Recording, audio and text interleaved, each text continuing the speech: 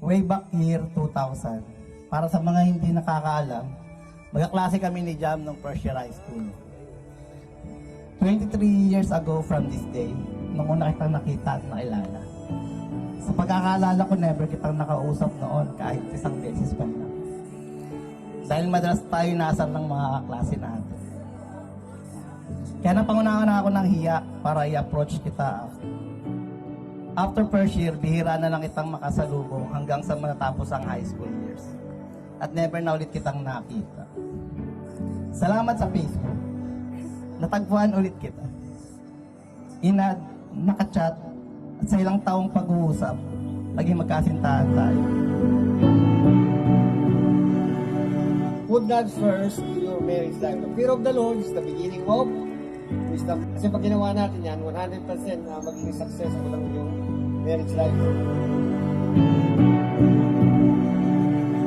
Basta alam mo na yung ano natin, galawan natin yan.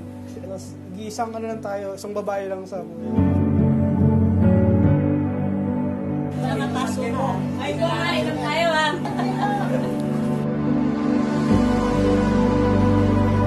Sana maging masaya. Ay, hindi. Hindi sana. Dapat maging masaya ka sa bagong buhay mo. Salamat. 4 na taong long distance relationship hanggang dumating ang araw na ito.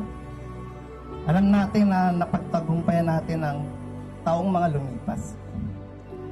Maraming taon pa ang darating hanggang pumayat o mas tumaba pa tayong dalawa. Alam natin na kaya natin magpasa ng mga pagsubok na ating sasalubungin.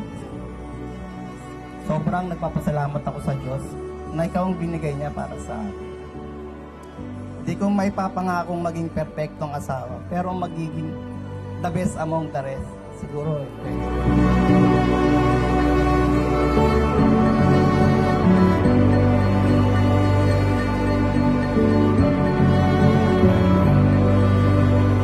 Nagpapasalamat ako sa Diyos dahil ikaw yung binigay niya sa akin. Dami mong effort mula sa travel natin, tsaka sa lahat na sa binigay mo para sa akin at sa lahat na aking mahal sa buhay. Salamat sa pagmamahal mo.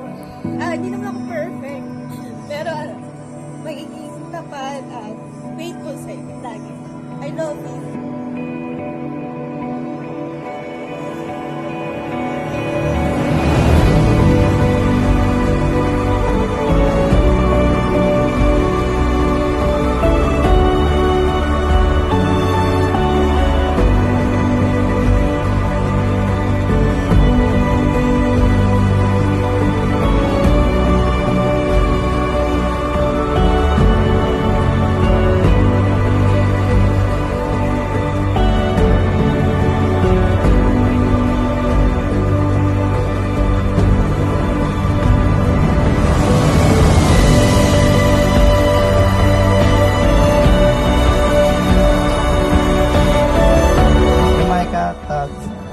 mahal na mahal kita.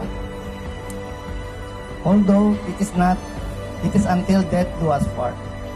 I know that we will never truly part because our souls are made for each other. I love you.